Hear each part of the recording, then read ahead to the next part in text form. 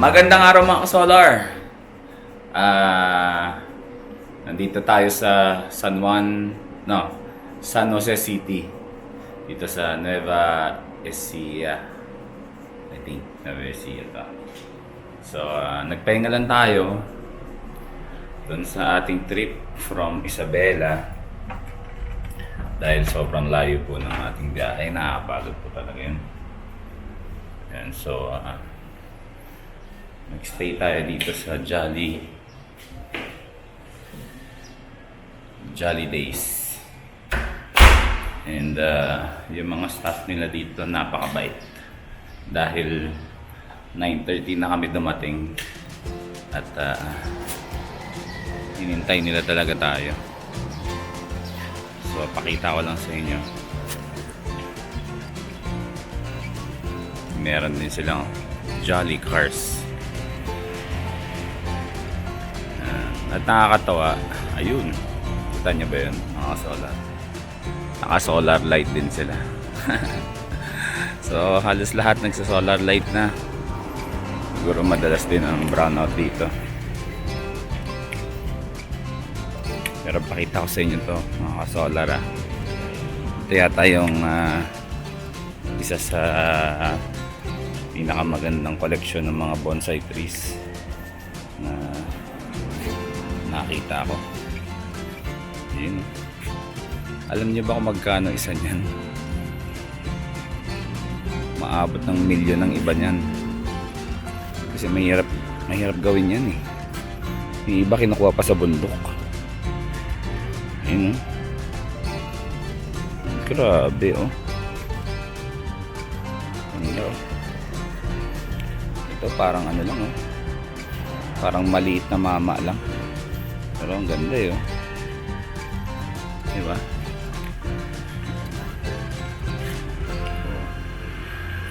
Ayan. Meron pa dito. Ito ang late lang oh.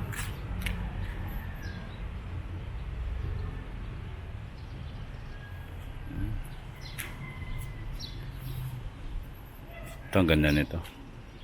Medyo malaki siya. Na parang puno na. Pero maliit lang. Diba? Ang gulo ng ano ko, sinasabi ko. Malaki pero maliit. Ito ang ganda nito. Ganda talaga nito. Kano kaya yung ganyan?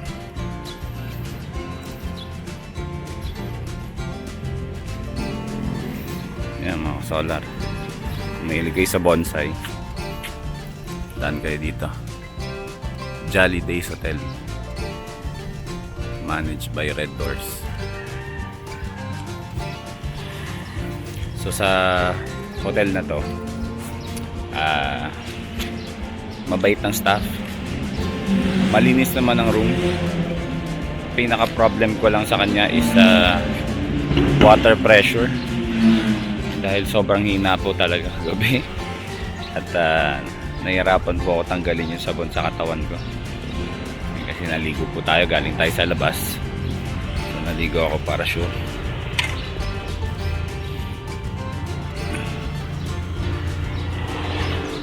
Sino sa inyo gumagamit ng ganito mga kasolar? Ayan. Ito yung binili ni Mrs. Pang ano daw ng virus. So ayan. Baliktad ko na isuot. Wait lang mga kasama.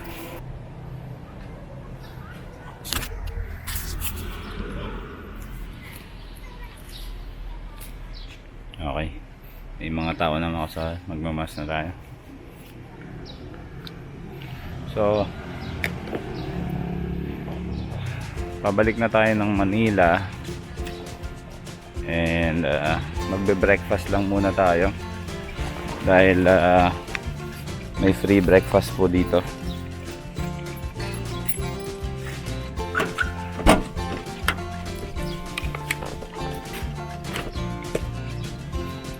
Ayan. So ang rate po ng kwarto dito is between 1.3 1.2 1.2 hanggang 2,000 or 1.6, parang ganun. That's overnight or 20, basta overnight. Check-in is 2 p.m. until 12 p.m. 12. So, and then may kasama na po yung breakfast. So ang napili natin is corned beef, Pampangas best corned beef. Ito tayo.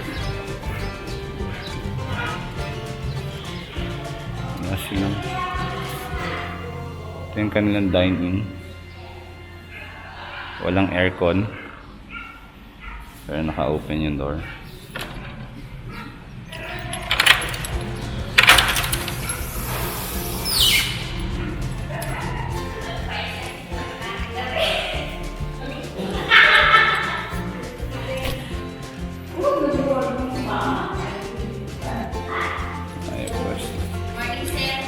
Morning.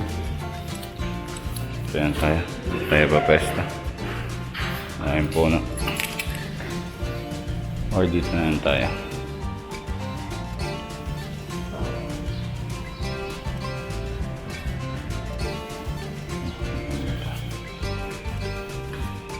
Okay, yun lang mga kasolar. Pinakita ko lang sa inyo yung pinagstayan namin. Kasi ibang room tour. Kaya pakita ko sa inyo yung room.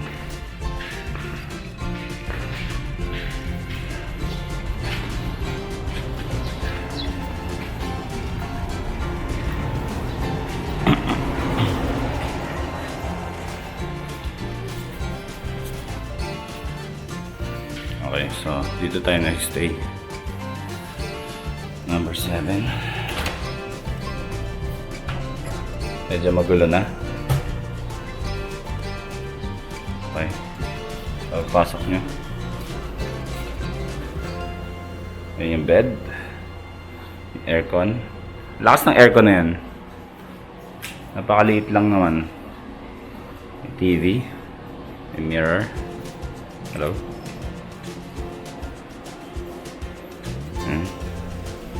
And then CR. Yan. So ito ang problema ko.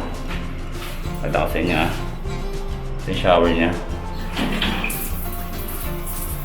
Ayun po yung water pressure. Patak lang po. Napakahirap po maligo. Dahil patak lang. Pero pwede na. Nakaraos naman. So ayan.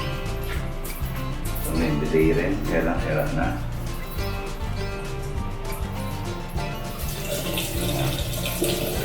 Yung tubig na. May tubig pero mahina lang talaga.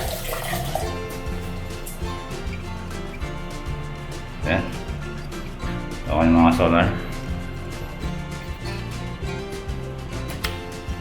Breakfast na tayo. Naamoy ko na yung corned beef.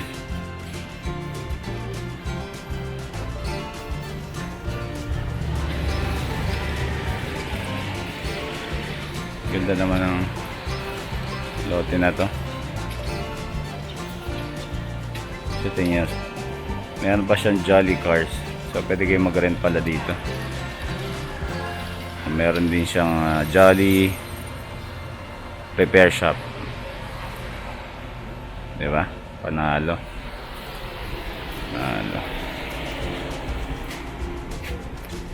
Yung mga staff ni Jolly Days. Morning ate.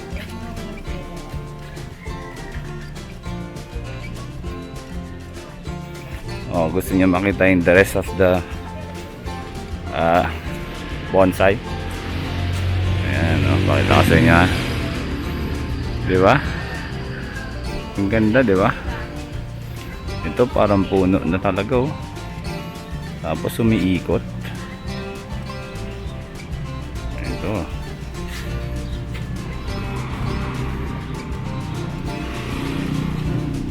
Meron akong kaibigan dati.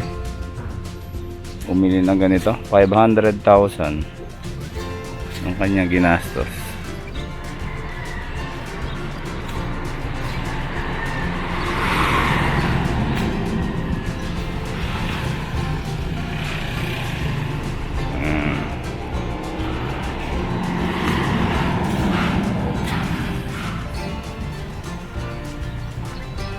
Meron pa pala dito.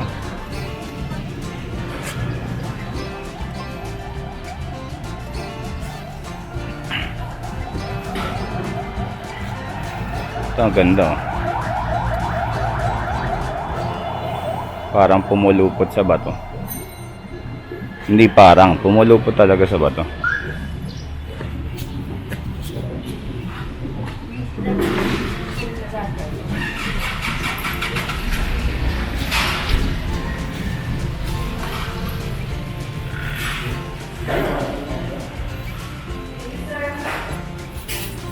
Ito lang tayo.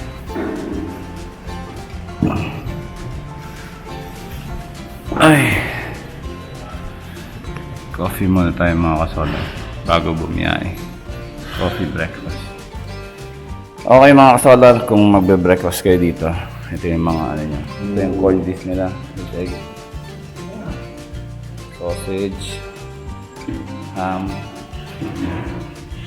hotdog, at chicken. Aba, talagang lahat ng ano nila, inisa-isa nyo. Ayos. Yan ang mga kasolar.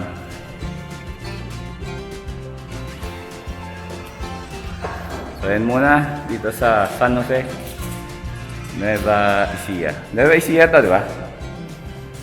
Yan. Yan muna mga solar dito sa San Jose, Nueva Ecija. See you po sa Manila.